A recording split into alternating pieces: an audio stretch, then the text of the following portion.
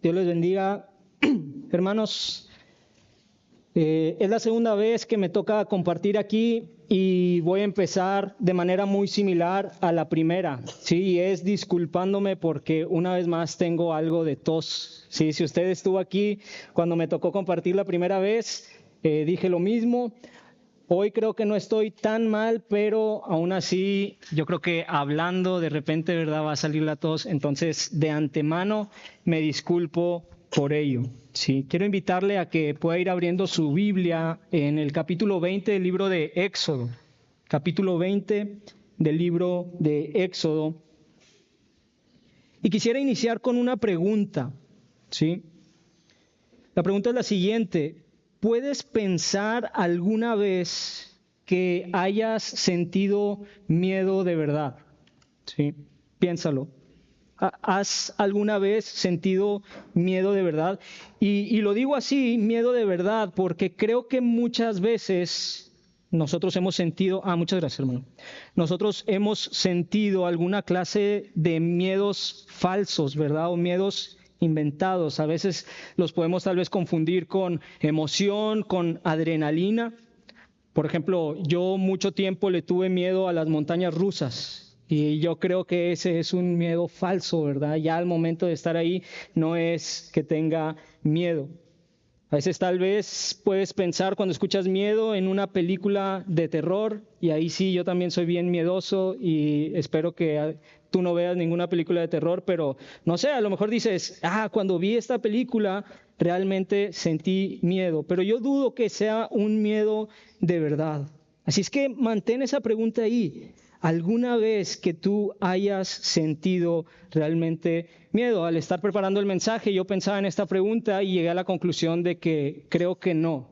Yo nunca me he sentido con un miedo real. Ahora, como te digo, mantén esa pregunta ahí, que ahorita volveremos a ella. El capítulo 20 en Éxodo es el pasaje que estaremos viendo el día de hoy. Y antes de entrar al capítulo 20, es importante que podamos recordar en qué nos quedamos el domingo anterior. Porque después de que Moisés designa a los jueces en el capítulo 18, siguiendo el consejo de su suegro, a partir del capítulo 19, que fue lo que vimos el domingo pasado, y hasta el capítulo 24, estaremos entrando en una sección acerca, por decirlo así, de la experiencia que el pueblo tuvo frente al monte Sinaí, o al estar en las faldas del monte Sinaí. Así es que es importante que nosotros tengamos presente qué es lo que el pueblo está viviendo desde el capítulo 19. Y quisiera recapitular algunos puntos importantes de manera breve. Si tú ves ahí en el capítulo 19, dice el pasaje al inicio que desde la salida de Egipto hasta que llegaron al monte Sinaí habían pasado 3 meses. Y una vez que llegaron, Dios habla con Moisés y les recuerda lo siguiente en versículos 4 y 5. Vosotros visteis lo que hice a los egipcios y cómo os tomé sobre alas de águilas y os he traído a mí. Ahora pues, si diereis oído a mi voz y guardareis mi pacto, vosotros seréis mi especial tesoro sobre todos los pueblos, porque mía es toda la tierra.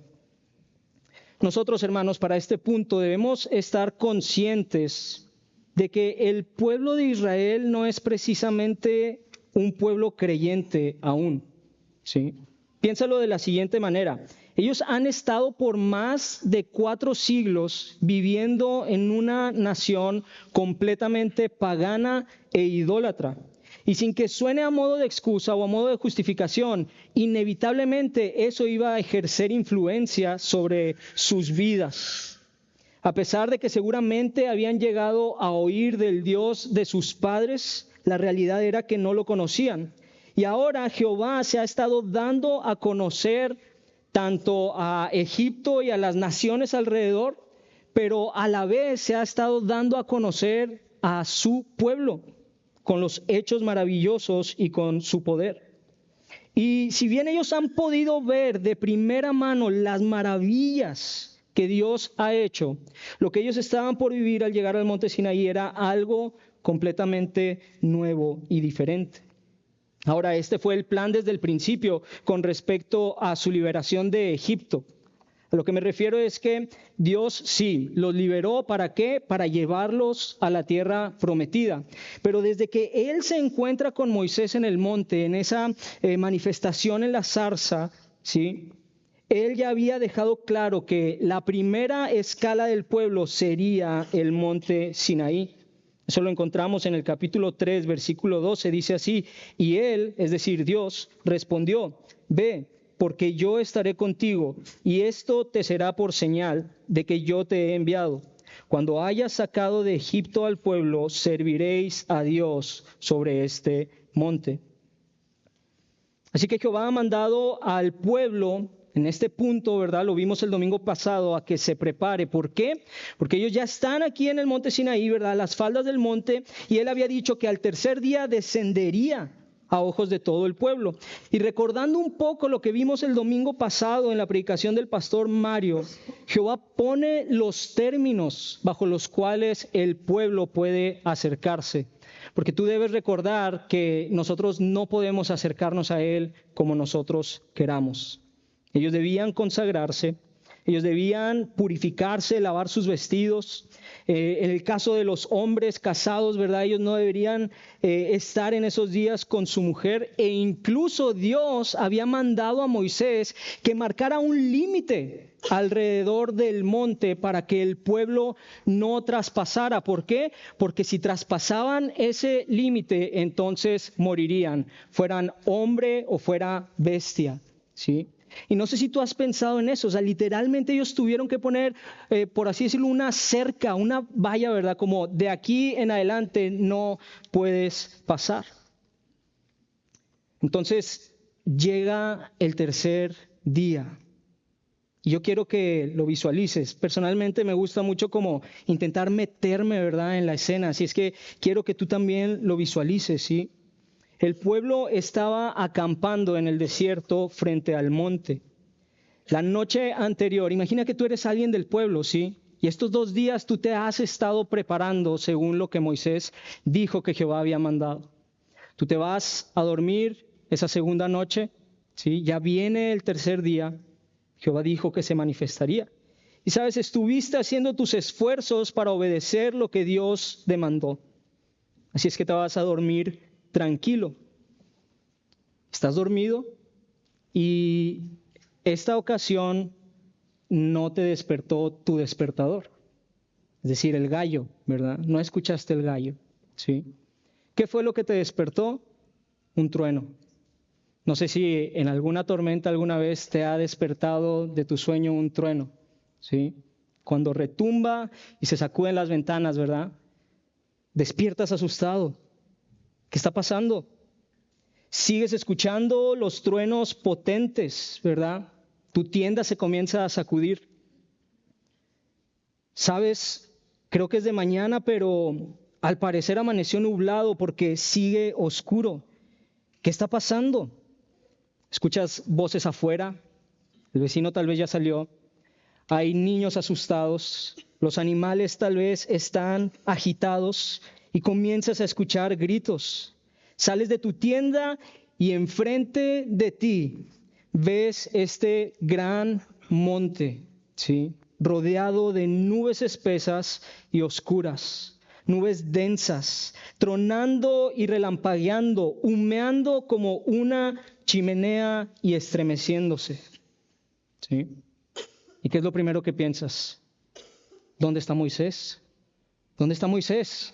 Moisés debe saber qué es lo que está pasando. Tenemos que ir con Moisés. Y te das cuenta que Moisés, ya a todos los que se habían despertado, los está guiando fuera del campamento hasta los límites permitidos antes de llegar al monte. Y después de la última vez que Moisés fue llamado por Dios para subir al monte y conversar, porque ahí en el capítulo 19 hay varias ocasiones en las que Moisés sube y desciende, el último versículo del capítulo 19 parece indicar que él había descendido con el pueblo y estando con el pueblo, Dios entonces se dirigió a todos en la primera parte del capítulo 20.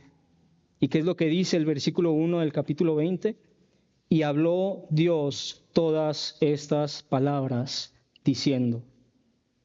Ahora, aquí quiero hacer un corte brusco, ¿sí? Quiero explicar lo que seguirá a continuación. Y si te soy muy sincero, lo voy a expresar así, quiero dejarte picado, ¿sí? Como cuando estás leyendo un libro, o tal vez viendo una serie, o viendo una película, y de repente, en plena intensidad, se pone una pantalla negra, y ¿qué dice? Continuará, ¿sí? Así es que vamos a detener la historia ahí. El pueblo a las faldas del monte Sinaí ante la manifestación visible de Dios y Jehová comenzando a hablar al pueblo. ¿Y qué es lo que va a hablar? Del versículo 1 al versículo 17 son los 10 mandamientos. Y es aquí donde nosotros haremos un paréntesis, y yo diría un pequeño gran paréntesis, y déjeme explicarle por qué. Si tal vez tú estás familiarizado con el capítulo 20, va a ser normal o de seguro que cuando tú escuchas Éxodo 20, lo primero que piensas es los 10 mandamientos, el capítulo de los 10 mandamientos. Y sabes, al comenzar a estudiarlo, lo primero que yo pensé fue, bien, voy a predicar los 10 mandamientos, ¿sí? Voy a predicar los 10 mandamientos. Pero sabes, el detalle es que los 10 mandamientos no son todo el capítulo 20. Y créame cuando le digo que cada uno de los 10 mandamientos tiene suficiente material como para dedicarle un propio sermón. Tal vez más adelante pueda haber una serie de cada uno de ellos, ¿verdad? Así es que yo estuve luchando, ¿sí? Con esta realidad de decir, ok, hablo de los 10 mandamientos y luego lo demás así rapidito. Pero no se puede. No se puede profundizar realmente. ¿Por qué? Porque el culto termina a las 11:30, ¿sí? Y no podemos extendernos tanto. Pero tampoco podemos pasar de largo un pasaje tan importante como este. Así es que si bien no iremos a profundidad en cada uno de ellos, yo quisiera por esta ocasión desarrollar solo un breve comentario de cada uno de los 10 mandamientos, ¿sí? Y puede parecer un poco como chocante el hecho de que en plena intensidad, ¿verdad? De repente el autor meta los 10 mandamientos, pero es con toda intención que él hace esto, ¿verdad? Así es que lo que yo hice, hermanos, es que para cada uno de los mandamientos anoté algunos puntos ayudándome y echando mano de algunos comentarios bíblicos que creo que nos pueden dar una claridad, ¿sí? Acerca de lo que es cada uno de ellos. Así es que yo le pido paciencia y creo que esto aún así puede ser provechoso para nosotros también, pero que también comprenda usted que hay muchísimo más de lo que se va a decir aquí en estos mandamientos. Ahora, me refiero en cuanto a la profundidad. Ahora también, algo que yo quería explicar en este punto es que sé que estamos acostumbrados a una estructura, ¿verdad?, del sermón. Y yo quiero pedirle también algo de paciencia porque llegaremos a esa estructura más adelante. Pero por el momento, como le decía, estamos en este pequeño gran paréntesis acerca de los 10 mandamientos. Versículos 1 y 2 dice, y habló Dios todas estas palabras diciendo, yo soy Jehová tu Dios, que te saqué de la tierra de Egipto, de casa de servidumbre. Y estos primeros 2 versículos, hermanos, funcionan como un prólogo, porque en estos versículos Jehová menciona quién es Él y lo que Él ha hecho con el pueblo. Él los ha liberado de la esclavitud en Egipto. Y es importante que nosotros tomemos en cuenta el orden en el que se presentan estas verdades, porque en primer lugar está la identidad de Jehová, está quién es Él, y en segundo lugar está lo que Él ha hecho. Y nosotros debemos comprender que el fundamento de la ley, como también el fundamento de nuestra obediencia y nuestra adoración a Dios, están anclados principalmente a su identidad, es decir, a quién es Él y no a lo que Él hace. Nuestra obediencia y adoración se basa en quién es Él y no en lo que Él ha hecho o no por nosotros, aunque es cierto que lo adoramos por las cosas maravillosas que Él ha hecho también. Ahora, esto funciona como un prólogo y al entrar ahora sí a los 10 mandamientos, a partir del versículo 3, podremos notar dos categorías en las que podríamos agruparlos.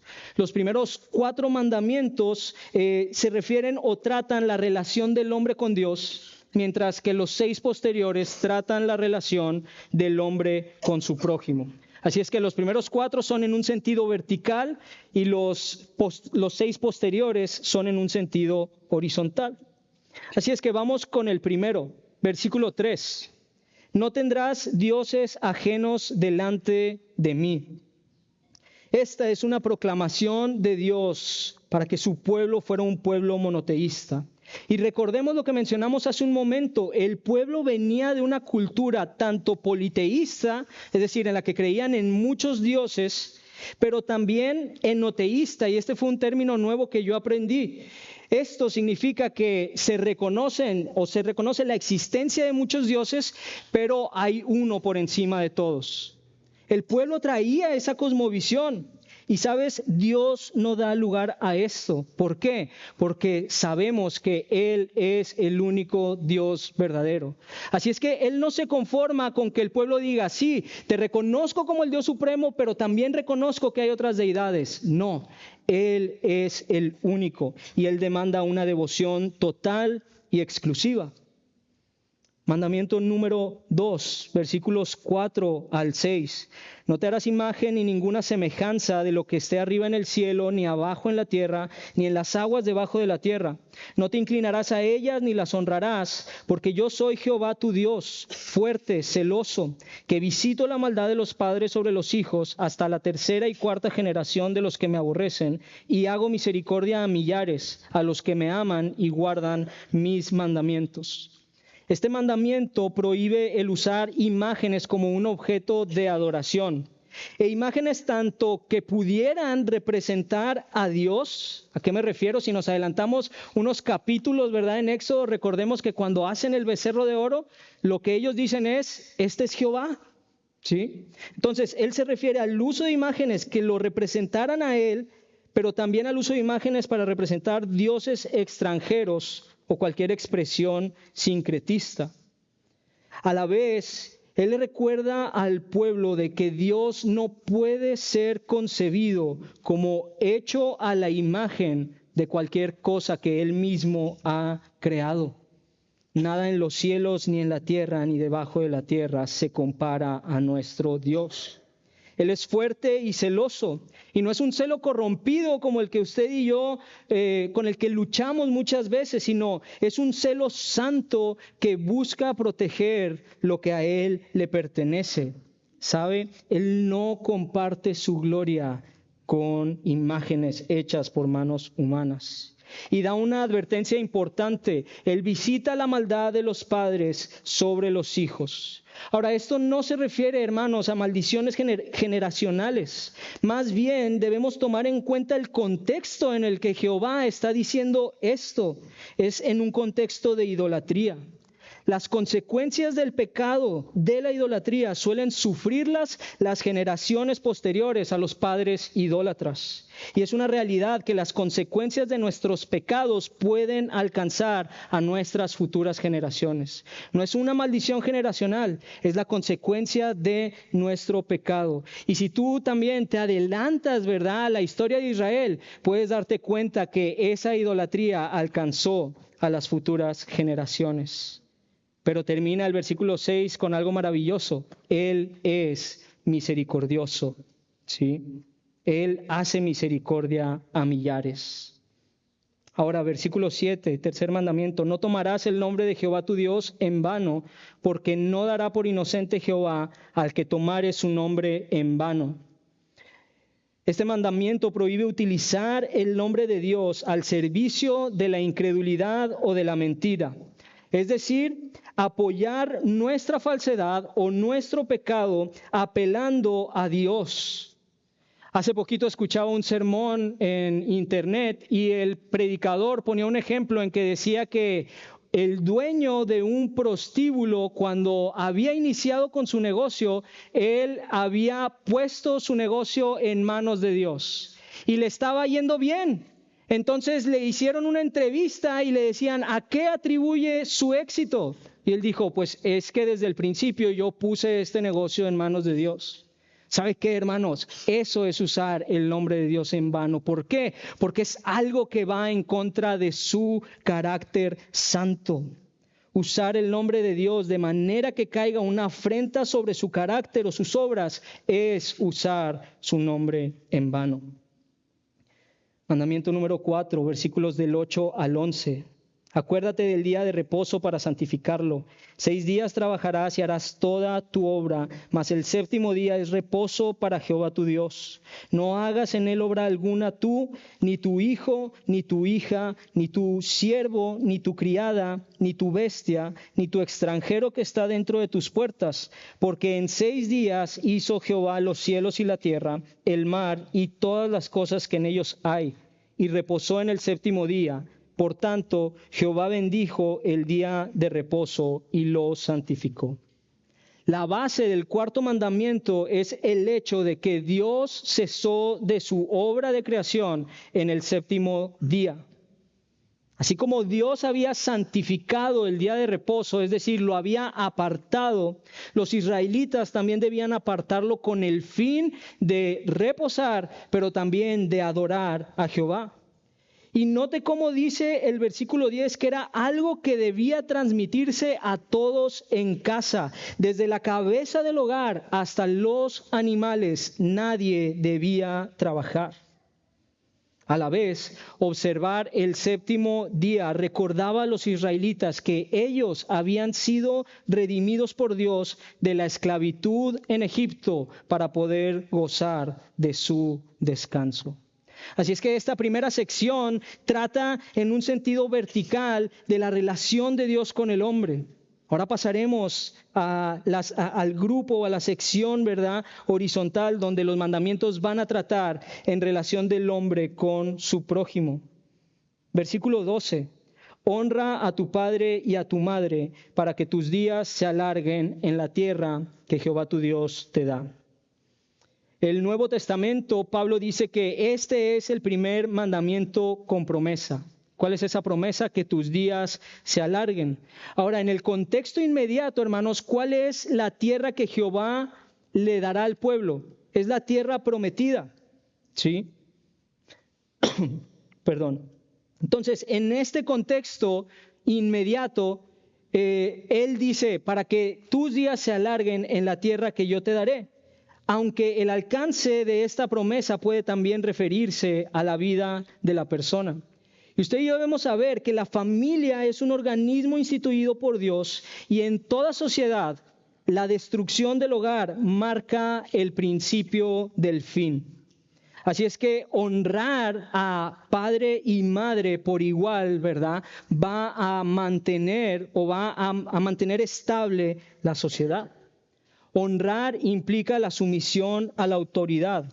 Y cuando uno honra a sus padres, esa actitud es paralela y congruente con respecto a la actitud que Dios espera que nosotros tengamos también para con Él. Versículo 13. No matarás. Queda prohibido el asesinato. En este mandamiento, una vez más, la santidad de la vida humana queda afianzada. ¿Por qué? Porque toda vida tiene valor inherente en el sentido de que el hombre ha sido creado a imagen y semejanza de Dios. Por lo tanto, el mandamiento es aplicable a todo aquello que degrade al hombre y que le prive de la vida rica y plena que Dios quiere que él pueda gozar.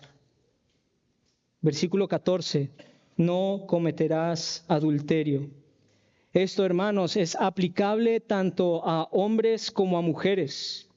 Y también recordamos que fue Dios quien instituyó el matrimonio y por lo tanto Él busca mantener la pureza y la santidad de esta institución. Versículo 15, no hurtarás. Este mandamiento promueve el respeto al derecho de la propiedad privada.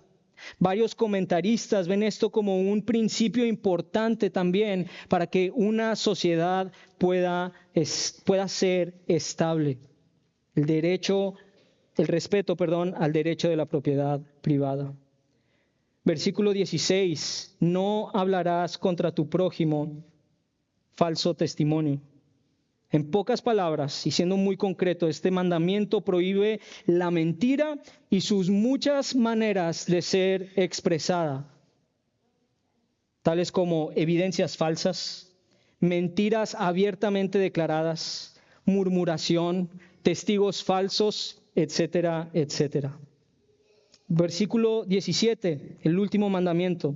No codiciarás la casa de tu prójimo, no codiciarás la mujer de tu prójimo, ni su siervo, ni su criada, ni su buey, ni su asno, ni cosa alguna de tu prójimo. La codicia es el deseo desordenado de bienes que no posees. Es básicamente el pecado de Adán y Eva. Desear aquello que no es la voluntad de Dios que hayas de tener. Y nota cómo es un mandamiento interno. Si tú lo comparas con el resto de los mandamientos tiene que ver con acciones, pero este último mandamiento tiene que ver con algo interno. No prohíbe un acto externo, sino se preocupa por el corazón. MacArthur señala que el hecho de que los 10 mandamientos termine de esta manera disipa la complacencia externalista, es decir, preocuparse solamente por las acciones. Y en cambio, también debemos preocuparnos por nuestro interior. Este último mandamiento sugiere que ninguno de los anteriores son meras acciones externas que no tienen relación con el operar interno de nuestro ser. Sí. Ahora, hermanos, hay mucho más que se podría decir aquí. Y sé que fui algo rápido, ¿verdad? Veía a unos que estaban ahí apuntando. No sé si estaban apuntando eso o no. Sí. Pero hay mucho más. Estos fueron solo como breves comentarios que podían ampliar un poco más o desarrollar un poco más lo que dicen los mandamientos. Y nosotros sabemos que los mandamientos no son toda la ley que Dios dio. A veces hay ese concepto, ¿verdad? Cuando se piensa en la ley, a los 10 mandamientos y ya. No, Dios dio muchas más leyes. Más bien estos 10 mandamientos son como 10 leyes que representan la base para la nueva nación de Israel, para la nación que está en desarrollo.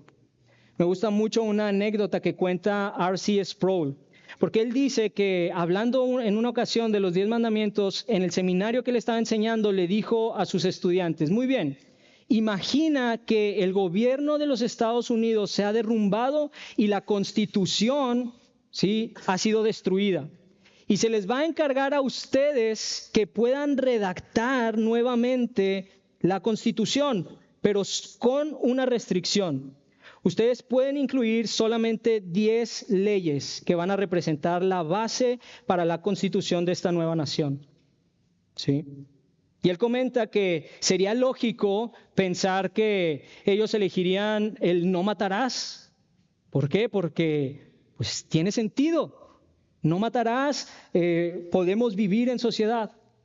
Él comenta que sería lógico que eligieran el no hurtarás, ¿verdad?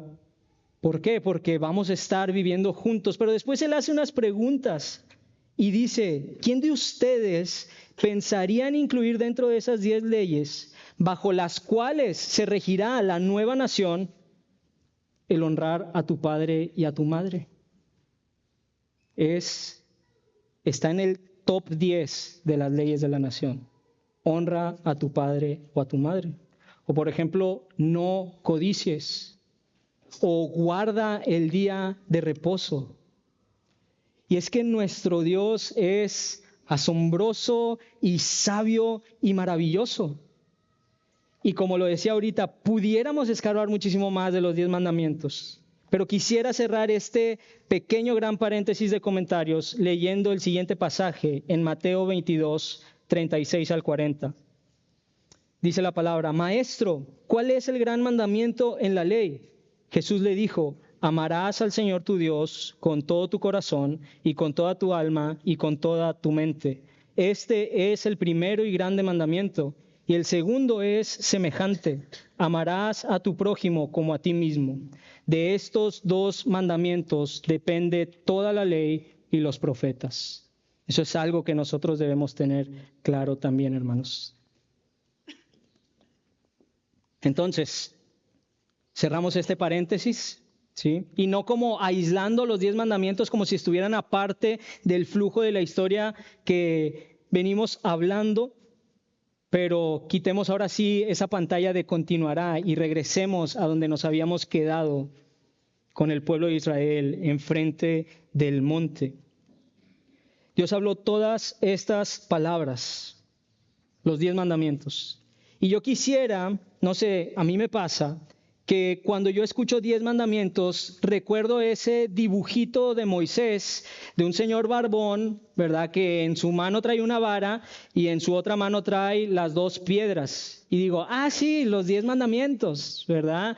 Lo coloreé muchas veces, me lo enseñaron muchas veces, ya lo he escuchado antes y como que aligeramos el peso de lo que está sucediendo.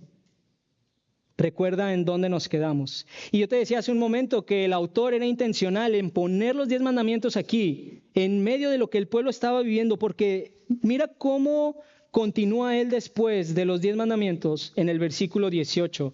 Es como que él retoma el flujo, lo que Israel estaba experimentando. Versículo 18 dice: todo el pueblo observaba el estruendo y los relámpagos y el sonido de la bocina y el monte que humeaba, y viéndolo el pueblo temblaron y se pusieron de lejos. Quiero leer otra vez esa última frase. Y viéndolo el pueblo temblaron y se pusieron de lejos. ¿Recuerdas la pregunta que te hice al principio? Si alguna vez has tenido miedo de verdad.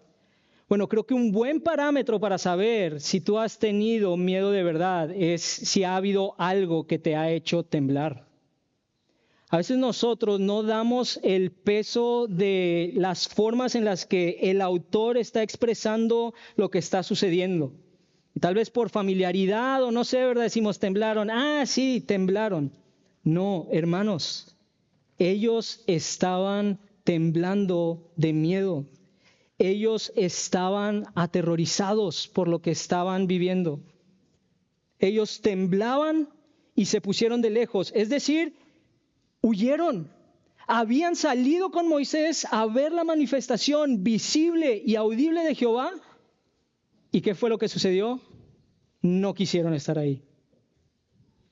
No era un terremoto. Hay gente, ¿verdad?, que ha estado, que intenta explicar este suceso. Era un terremoto, era un volcán, ¿verdad? Era un desastre natural. No, hermanos, era la manifestación de la presencia de Jehová. Y no solo eso, era Jehová hablando con el pueblo. ¿Cuándo fue la última vez que escuchaste los 10 mandamientos y sentiste terror? Eso es lo que está pasando con el pueblo. Y sabe, la reacción del pueblo nos deja ver a nosotros nuestra condición. Y es que el hombre no es apto de acercarse a la presencia santa de Jehová. ¿Por qué? Porque su presencia es temible. Escúchelo bien, su presencia es temible. Y en este punto nosotros pudiéramos pensar que el pueblo ya ha visto lo temible que es Jehová. Tan solo de recordar lo que vivieron en Egipto, podríamos ir a pensar en las plagas, en esa descripción vívida que hace la palabra de las plagas. Piensa en la que menos te gustó.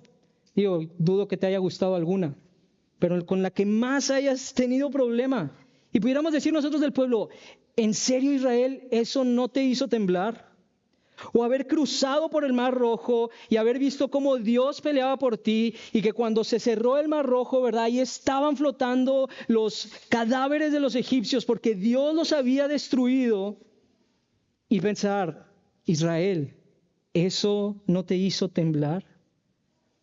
O tan solo pensar, hermanos, en la columna de fuego y la columna de nube que los habían estado siguiendo durante estos 3 meses en el desierto. ¿Y eso no te ha hecho temblar? Pero ¿qué es lo que está sucediendo? Que vemos que aquí hay un elemento añadido en relación entre Dios y el pueblo en comparación con esas veces anteriores. ¿Y cuál es ese elemento, hermanos? La voz de Jehová. La voz de Jehová. Jehová habló al pueblo. Jehová habló los 10 mandamientos al pueblo. Y después de presenciar esta manifestación de Jehová y escuchar su voz, la reacción del pueblo, ¿cuál es? Versículo 19. Ellos fueron rápido con Moisés y dijeron: Moisés, sé nuestro mediador, porque si Jehová habla con nosotros, vamos a morir. Mira lo que dice el versículo. Y dijeron a Moisés: habla tú con nosotros y nosotros oiremos, pero no hable Dios con nosotros para que no muramos. De alguna manera el pueblo entendió que si no quería morir, ellos necesitaban un mediador. Y por ello la lección principal de este pasaje es que ante la temible presencia santa de Dios, acude a tu mediador para tener vida. Ante la temible presencia santa de Dios, acude a tu mediador para tener vida. Y vamos a hablar de 2 puntos, hermanos, de cómo esta presencia temible, esta noción, ¿verdad?, del temor que debemos tener hacia la santidad de Dios, ¿qué es lo que debe provocar eso en mi vida? Y yo opté por anclar estos 2 puntos a esta verdad de que Dios es digno de ser temido, porque sabe, hermano, creo que en nuestros tiempos estamos ante el peligro de, déjeme expresarlo así, de saturar nuestro paladar solamente con la gracia de Dios. ¿Sí? Es decir, no tenemos nada contra la gracia, estamos bajo la gracia. Pero nuestro corazón puede ir tanto, ¿verdad?, a la gracia que se olvide de las otras verdades que también están en la persona de Dios. Así es que hay 2 cosas que cuando nosotros pensamos en la temible y santa presencia de Dios debe provocarnos en nuestras vidas. Y en primer lugar es que debe provocar una vida de obediencia. Versículos 20 y 21 les voy a dar lectura. Y Moisés respondió al pueblo: no temáis, porque para probaros vino Dios y para que su temor esté delante de vosotros, para que no pequéis. Entonces el pueblo estuvo a lo lejos y Moisés se acercó a la oscuridad en la cual estaba Dios. Quisiera que notes la manera en que Moisés responde al pueblo. Lo primero que él dice es: no temáis. Y de cierta forma pudiéramos decir que tiene algo de gracia para nosotros, porque es como cuando tú estás preocupado y que alguien llega y te dice: no te preocupes, ¿verdad? Tú puedes decir: no estás viendo lo que estoy pasando. El pueblo estaba temeroso. ¿Y qué es lo primero que Moisés dice? No temas. ¿Pero por qué lo dice? Porque él tiene una claridad diferente de lo que está sucediendo. Lo que Moisés está intentando demostrar al pueblo o hacer que el pueblo entienda es que el temor que el pueblo está sintiendo no nuble su entendimiento. ¿Por qué? Porque él procede a explicar el propósito de Dios al manifestarse de esta manera. Y lo dice el versículo 20. Él ha venido, dice, porque para probaros vino Dios, para que su temor esté delante de vosotros, para que no pequéis. Él quiere que su temor esté delante del pueblo, porque eso los probará.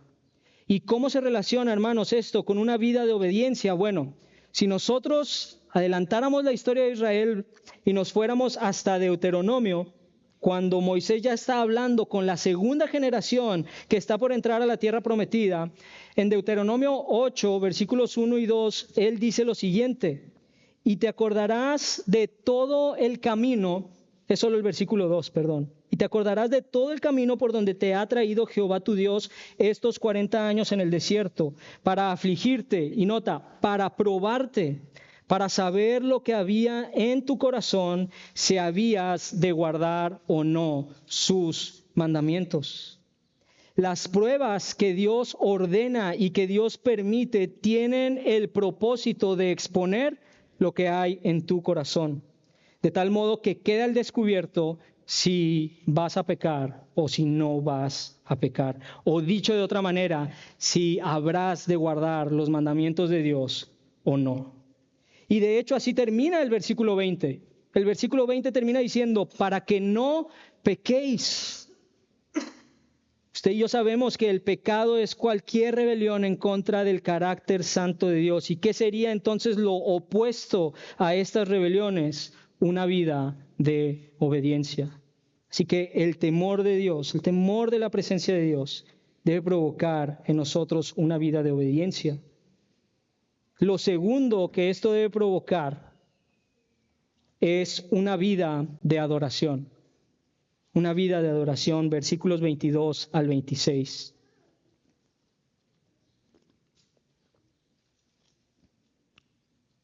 Nota cómo el versículo 22, Jehová vuelve a recalcar la manera en que se ha manifestado.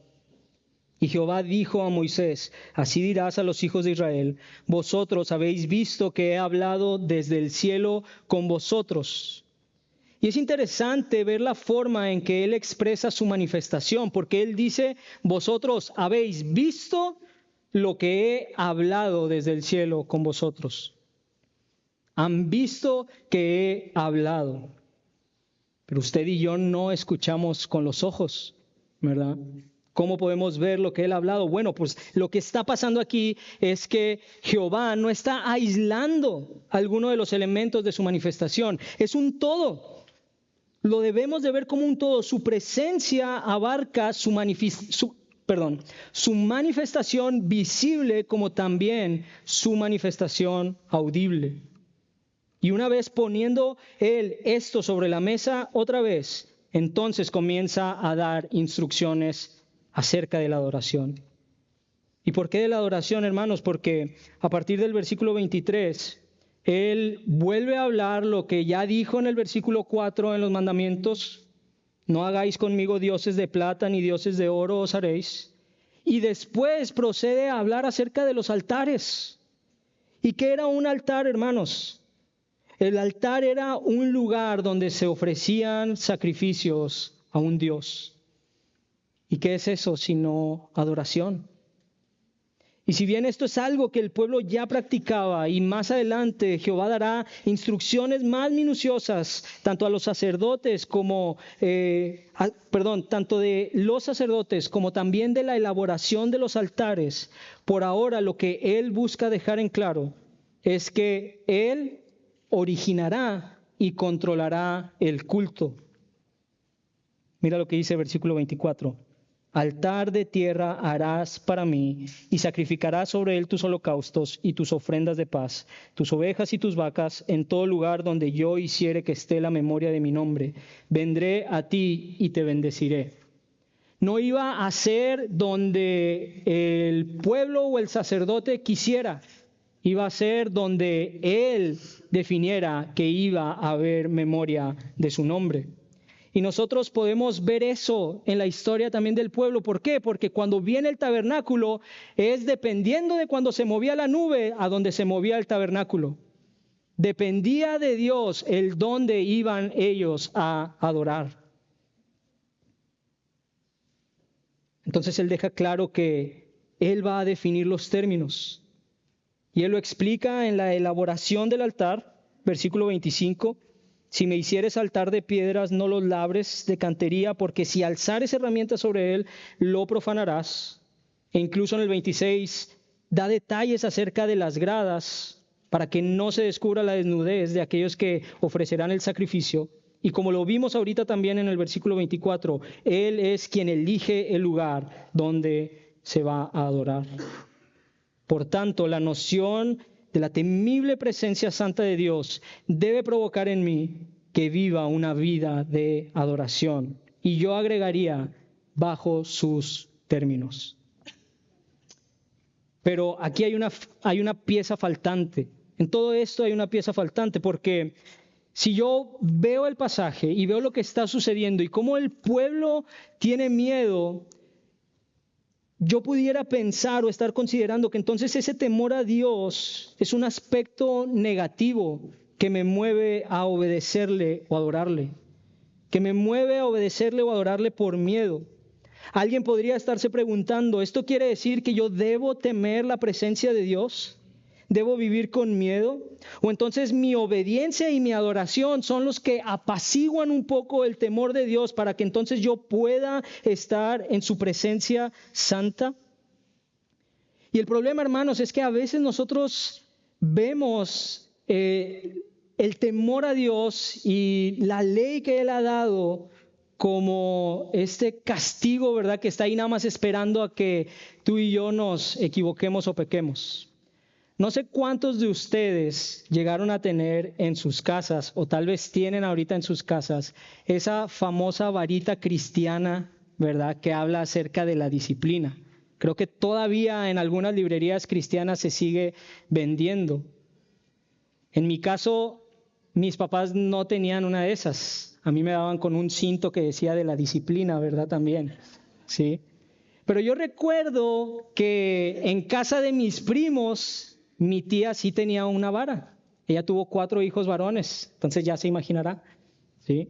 Y yo recuerdo que pues yo convivía mucho con ellos y cuando iba a casa de mis primos, mi tía tenía la vara colgada en un lugar donde todos podíamos verla, ¿verdad? Y ya sabíamos qué significaba la vara. Realmente mis tíos a mí nunca me pegaron, pero sí me tocó ver cómo algunos de mis primos pues les daban con la vara.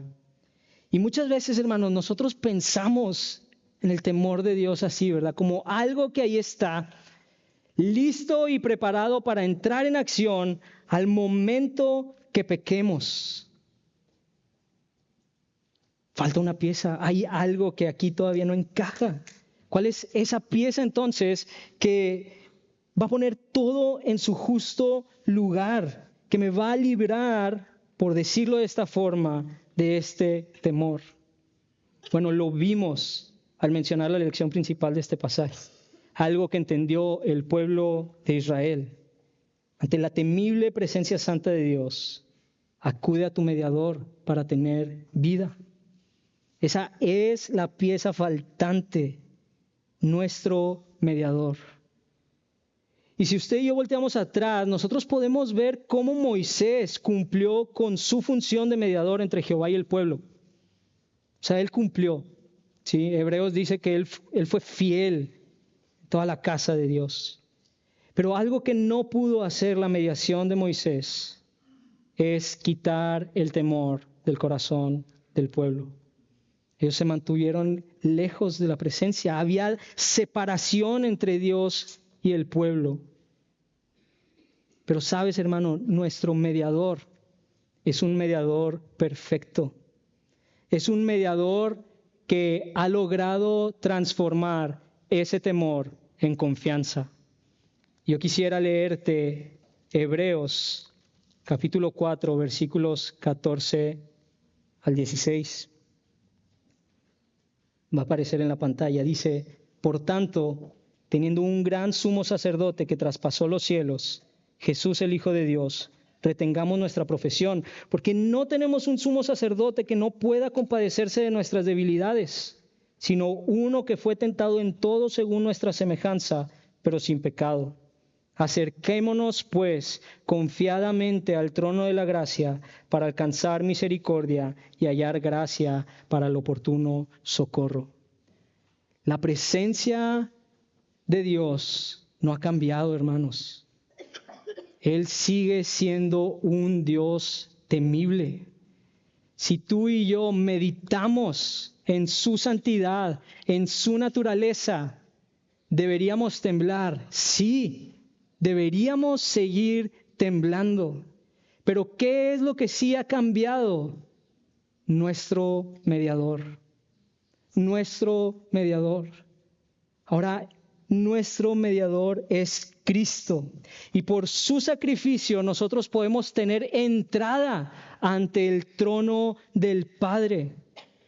Y eso hace que podamos obedecer y que podamos adorar con gozo y libertad. No en temor, no bajo el miedo. Y eso es un concepto equivocado que muchas veces tenemos, hermanos.